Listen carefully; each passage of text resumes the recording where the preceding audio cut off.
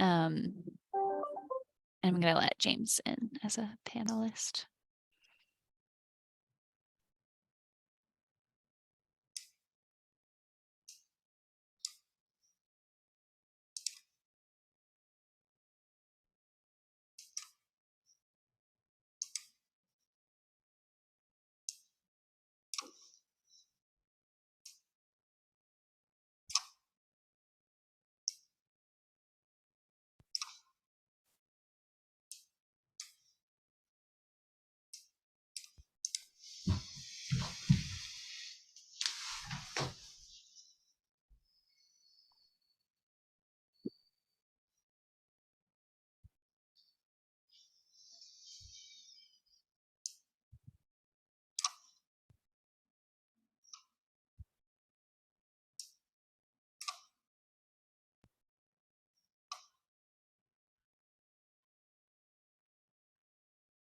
All right, I'm gonna work on these surcharges. James, if you can hear me, I'm promoting you to panelist because so far you're the only attendee.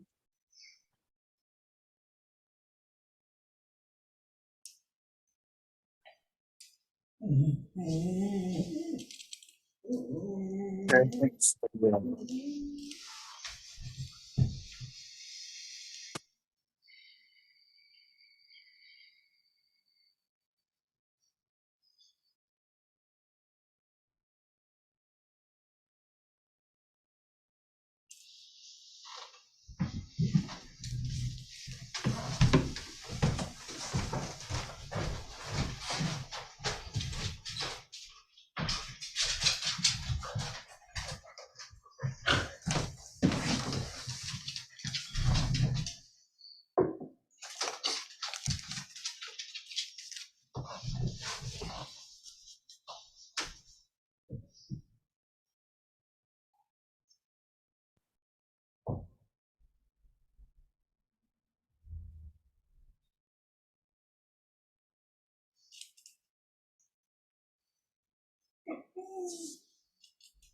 Guess we can get started.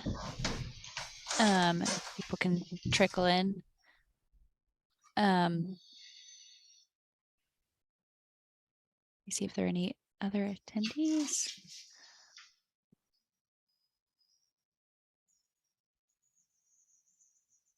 Okay, so thank you for coming. This is the City of Hoboken's first public hearing for the 2023 Annual Action Plan. I'm Casey Wolf. I work for the City of Hoboken's Community Development Department.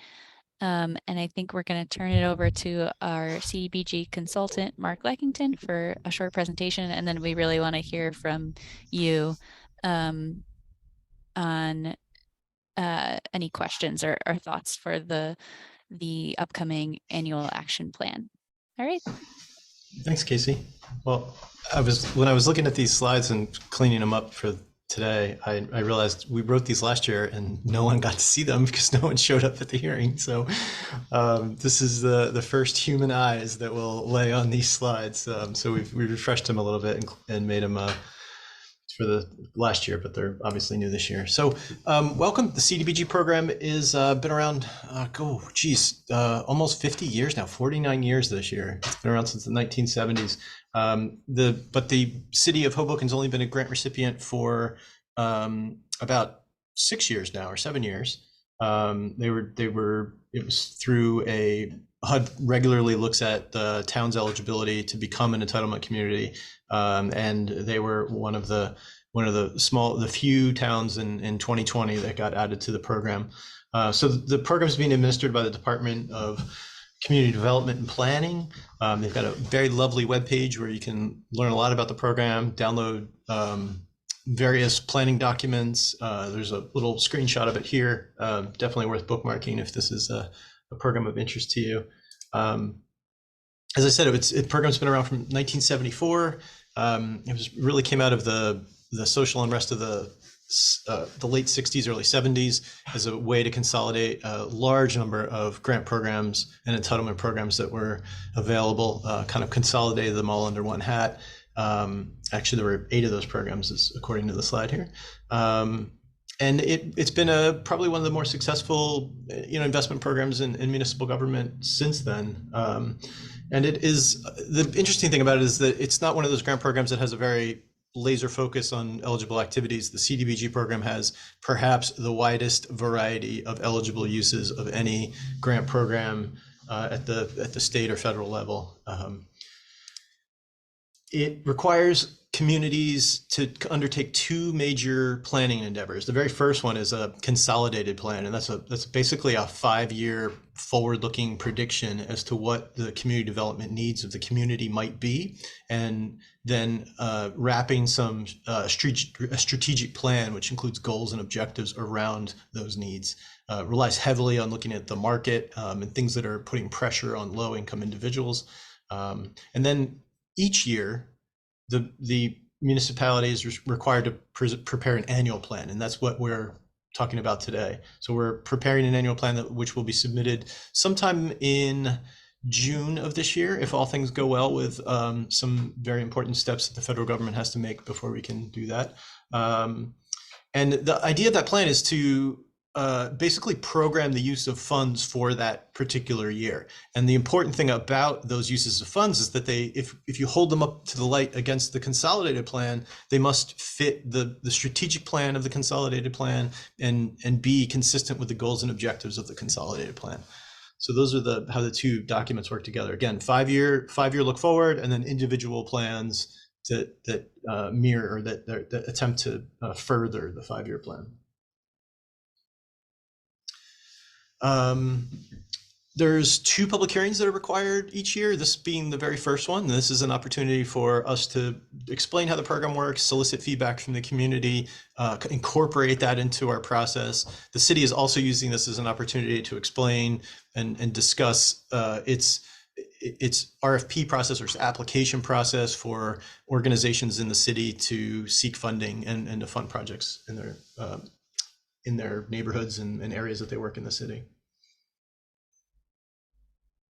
Here's a little sketch of what the last year's funding looked like. We don't yet have our allocation for 2023. It is due to be available to us sometime in late February. And that is largely a product of when the federal government passes its budget. And this year we got it relatively early. So December 23rd, they passed the budget, 60-day clock starts. And then at the end of that 60 days, HUD is required to release its budget for the program, and including that budget will be individual allocations to every community that's in the program.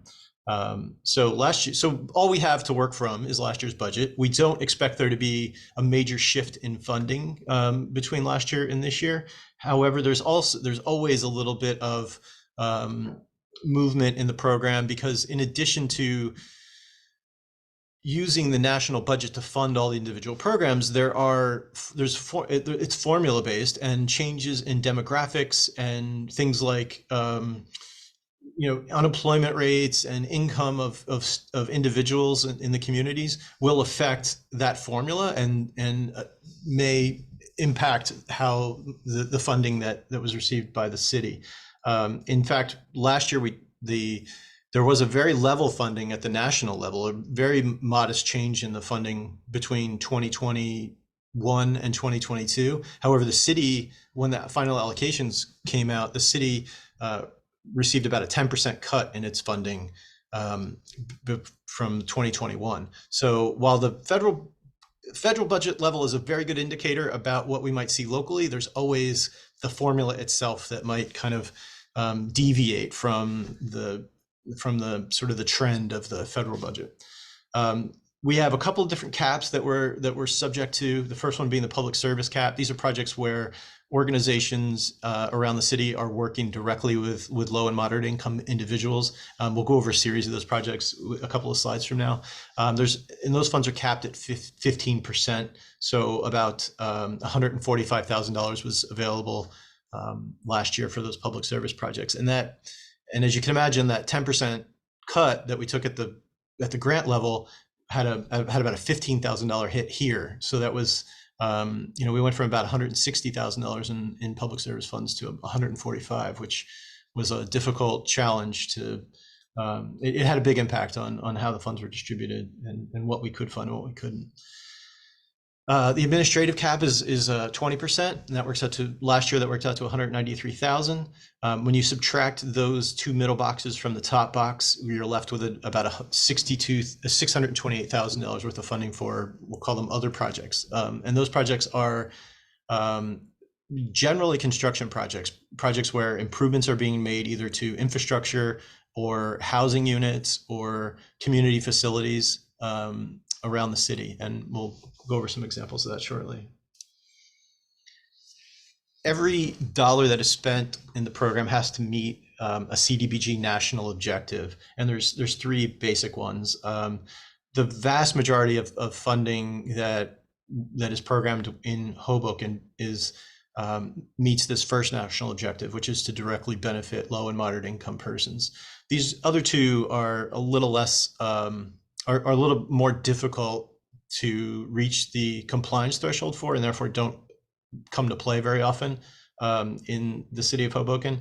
The prevention and elimination of slums and blight is generally reserved for urban centers that have a large percentage of dilapidated and buildings and housing units that are posing a threat to health and safety in the community, or not just housing, but any sort of building. And then there's an urgent need threshold that in the 40-year, in my experience of the program, I've only worked with a couple of projects that have ever been successful in qualifying under that. And it's again, certainly something that's difficult for a project in the city of Hoboken. The regulations that we're dealing with, if you want to dig into it, is the Code of Federal Regulations 570.208.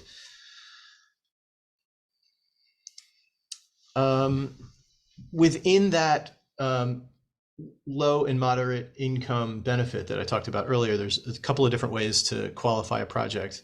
The first one is difficult in the city of Hoboken. It's based on geographic areas, and so what it basically requires you to do is, if you have a facility or an improvement that you'd like to make, let's use like a basketball court as an example, you have to be able to draw a service area around that basketball court that has where you can prove that 51% of the people that live in that area are low and moderate income. And that's a little bit of a challenge, as you can imagine, in Hoboken. So aside from, and we'll look at a map in a couple of slides that detail those areas. So unless you've got a project that's kind of hyper-focused and like located within these areas, and that the service area for that facility lives in that area, it is incredibly difficult to qualify a project in Hoboken under area benefit. The most common two are these next two: limited clientele, and these are limited clientele is basically a concept by which you are interacting directly with a resident of the city of Hoboken, where you're providing a service, where you're giving them some help in some way. So a food bank is a great example of that, where the food bank has an application from a household to be part of the food bank. The family planning services are very similar. When you walk into the building, there's a documentation that is collected, and as part of that documentation, you are providing information on your income, and therefore qualifying for the low mod benefit test. So limited clientele is the way in which all of the public service projects qualify. Our other funding, the funding that we'll talk about shortly, generally has a housing benefit. The city has traditionally spend a large amount of money on improving living conditions at the Housing Authority, as well as the Hoboken Community Center, which is another housing project in town. And they are, and so those projects qualify under that approach of low mod benefit. Job creation and retention is also an allowable use of funds. Basically, the idea is that if you can help a business create a new job that pays wages that fall within the low and moderate income category, you can help incentivize the creation of those jobs through the CDBG funds. And there's a regulatory citation there if anybody's interested in reading about 100 pages that of text that describe those 4 bullets.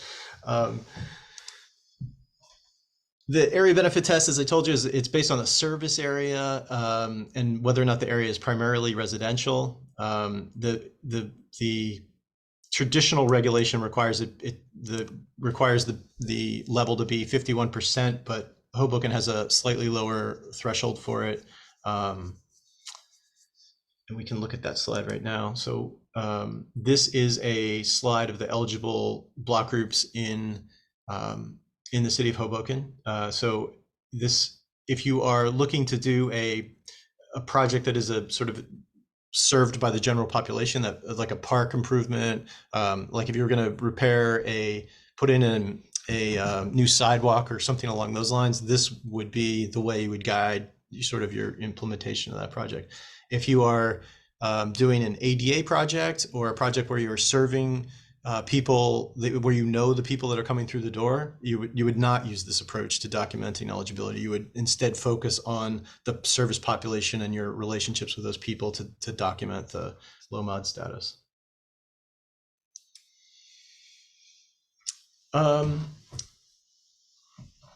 So there's the limited clientele national objective has these 4 requirements that that they must meet. Not something that we need to go into a lot of detail with right now, but the basic idea is that there are, in addition to people that are low and moderate income, there are categories of people that are considered presumed benefit, and that is a very federal regulatory way of saying there are special populations of people that are assumed to be low and moderate income, and those populations are on this list here. And there's probably not anything in here that would be a surprise to anyone, but if you are in any of these categories, or if your service population is in any of these categories, then these people automatically qualify as low and moderate income, and they are not subject to any income requirements or documentation or anything along those lines. So a senior center is a great use of the funds in a lot of communities because they're presumed benefit, and you don't have to prove low mod status for the people that use a senior center, for instance. I mentioned earlier that there's a long list of eligible improvements and eligible activities of the CDBG program. This is the sort of the boiled down version. As you can see, they're pretty much touch on every kind of every way that you can describe government services and housing and economic development. There's very few things here that are not represented. The only thing that's a little bit of a merits a little bit more discussion of the housing activities because they are very unique for CDBG. And this isn't something, aside from the improvements that we do to the Housing Authority, this isn't generally a big use of funds for the city. And specifically what I'm talking about is this single unit residential rehabilitation and the multi-unit residential rehabilitation. As I said, the Housing Authority projects do tend to qualify under the multi-unit, and actually they qualify under the one right below that, the public housing modernization.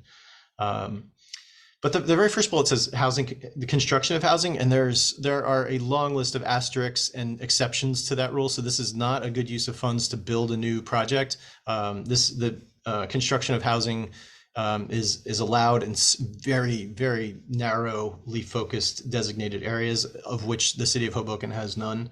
But they can do things like bring utilities to site, help with demolition. They can acquire a property that can eventually be used for an affordable housing project. Lead-based paint and those sorts of things are also great uses of the funds.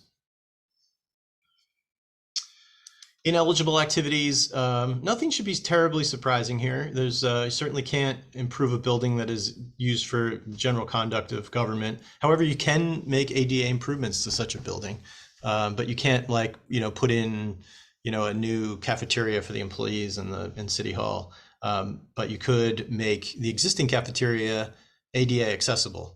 So you could maybe lower the counter height for the cafeteria to the wheelchair height.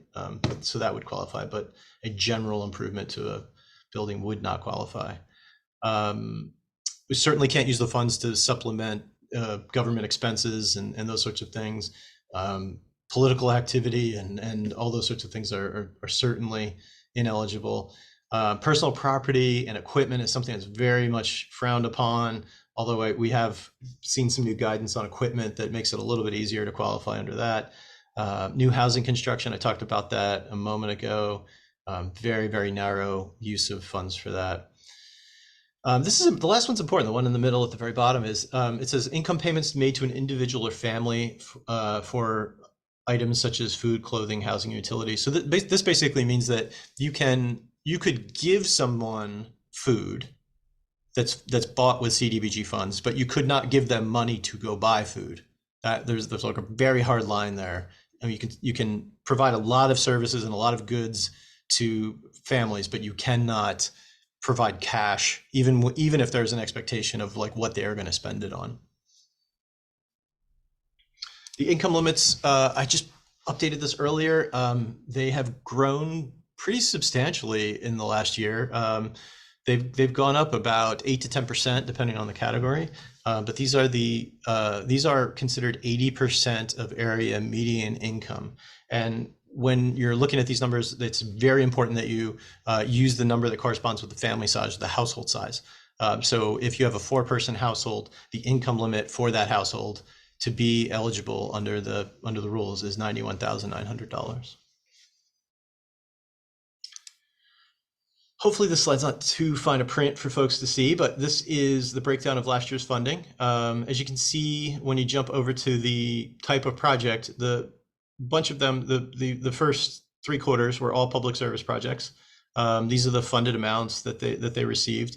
And then we jumped down to some 3 public facilities projects that were awarded to the Housing Authority. They're called public facility, but they're really housing, the Housing Authority modernization, as we saw from that other slide. And so these are projects that are improving boilers, lighting, security, and then we have a modest budget at the end for the administration and planning of the program.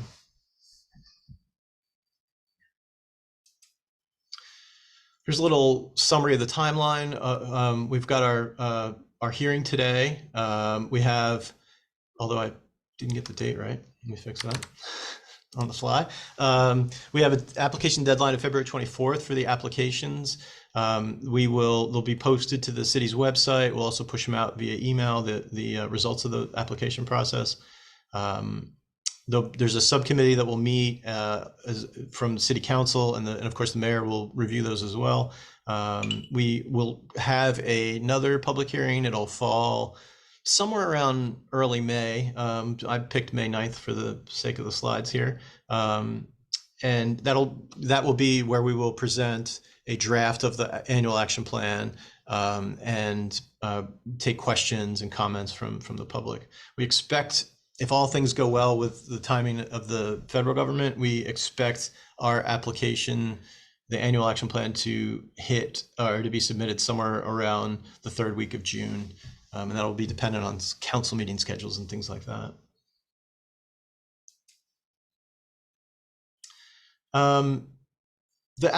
Here's just another slide or two about the application process. Some of the more important areas for you to consider that this low mod benefit that we talked about, whether it be limited clientele or the area-wide benefit, it's really important that be documented well, because as you could tell, it is a cornerstone of the program, and it's very important that we be able to report to HUD that the project is eligible and that the money that we spend meets all of the regulations. We also need to be aware, have an understanding that there's demand for the project and that it is not a duplication of other projects in the community. We need a very good estimate as to the number of people, families, households that are going to be served by the program. We're also asking applicants to tell us about their experience with grants and their success that they've had with other similar grant awards. Leveraging is always really helpful to the program and weighs heavily in the eyes of the reviewers when it comes time to rank these projects. if you're doing a project that involves construction, it is very important that you put together a solid budget for the project so that if funds are awarded, that there's a high likelihood that the funding that's awarded will be able to achieve the result that's being asked for. So if you're looking to put an elevator in, and you got some, an elevator, somebody who thinks they know about elevators to say, oh, that's going to be a $500,000 project. But when it comes time to actually, solicit bids for the project, and they turn out to be $750,000, that's a significant problem for not only the city, but for the grantee as well. Because not only is there a gap, and but it also puts into question as to whether or not the project could be finished, can be actually completed. And the time that would transpire between making an award for that elevator and finding out that there's not enough funding in the project is a very valuable time to the city in its pursuit of spending these funds down in a timely fashion. So it is really important that that applications include really detailed, really well documented costs for construction. Record keeping is always vital to federal grants, and it also helps us with our documentation to HUD. So there's a really important things that you'll learn about if you're given an award. The application does ask about your accounting method and your record keeping method. So that's something that weighs heavily as well with the reviewers. There's a little breakdown of how the scoring works on the applications. We've got a few categories. It looks like the biggest one is activity management and implementation. It's 30 points. I think in total there's 100. Yes, there's 100 in total. And there's nothing too surprising here, but I would suggest that you take note of the matching contribution of 20 points. That's a pretty significant amount. Application completeness is one that seems like an easy one, but there's a lot of projects that get dinged on that by maybe skipping a question or maybe not answering it as completely as they could. And also with the budget too. The budget's really important. We consider that as part of the application completeness score. So it's really important that a detailed budget be provided for the project as well. With that, I don't have any more slides other than just this one about questions and answers and comments. So James, if there's anything that is on your mind or anything that we discussed that you'd like to ask more about, or if there's some suggestions that you have for how funding gets distributed with the program, floor is yours. So I have a question. Can I have the slides first of all? Yes, absolutely. I should have started with that. That's like all right. That's very important. Yeah. Second, so these are matching funds. That's what you said at the end, right? Well, they're not necessarily. They don't necessarily have to match dollar for dollar, but we do like to see that they're leveraged.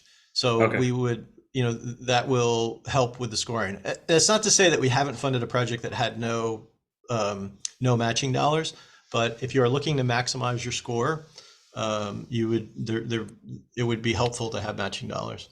Okay, gotcha. And in your timetable, was that a timetable for applicants or was that a timetable for you internally? I was somewhat confused by that. Yeah, so this is really just a timetable of the program over the next 6 to 9 months. The announcements for, if you are successful in receiving funding, the announcements for that will be made on or about the time of that second public hearing. The grant year begins on July 1. Okay. However, we won't be in a position to be able to sign an agreement with the successful grantees until HUD approves our plan and sends us a grant agreement. And that generally happens in September, if we're lucky, October, sometimes depending on how the days fall. So then we would sign a grant agreement. We'd prepare and submit a grant agreement to the successful applicants. And then from there, they would be able to begin running programs and implementing their projects. The important thing to know, though, is that any costs that are incurred towards the completion of the project that are spent after July 1 would be eligible for reimbursement. So even if we gave you an agreement in October, if there were costs incurred to start the project in, say, July, those costs would be eligible for reimbursement. But for the sake of us, our applications are due February 24th. Correct. Okay. Oh yeah, that's right. I do kind of throw around the term. Well, I don't actually use the term application. Yeah, but yeah. So yeah, you're February 24th. It take about a month to 5 weeks for the reviewers to score them, for the subcommittee to meet, for the mayor to weigh in on the decisions, and then that kind of works out to somewhere. We'll have a draft ready in advance of that public hearing. It'll probably get put on the street for review sometime in early May. Probably the very first week of May is when that first draft will be released and put on the website. Okay. I was a bit confused because of and this is my issue. I conflated when you will know how much you are getting with when the applications are due. Ah, yes. Yeah, that's a good point. Yeah, so we're going to work under an assumption that we're going to get somewhere near level funding, but we won't be able to finalize our budget until after HUD releases the city's allocation. And obviously, maybe this is not obvious, but participation in this public hearing is not one of the yeah. Yeah, how do you want to spend your $600,000? No, it's not a requirement. I gathered that as soon as Casey said I was the only participant, but maybe there's more people here now. I don't know. I think there are, and if anyone has any questions or feedback, just please raise your hand. But James, if you have other questions, feel free to. I've taken up enough time.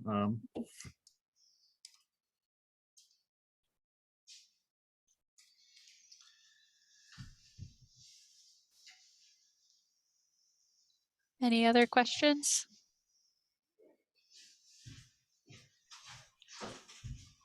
Well, I'm always happy to answer questions that might come up after the application.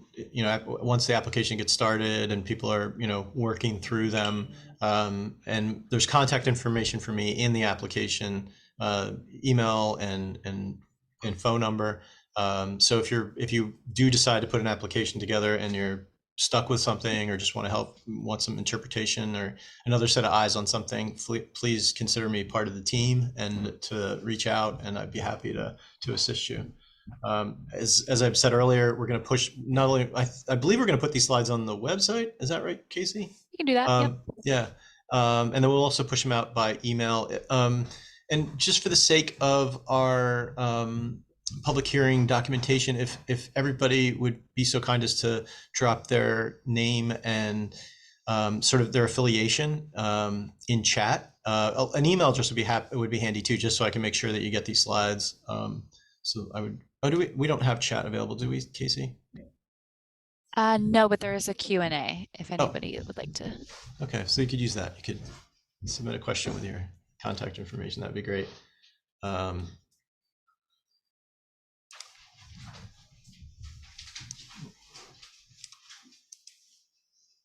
right. Well, thank you, Mark, and thanks everyone for joining. And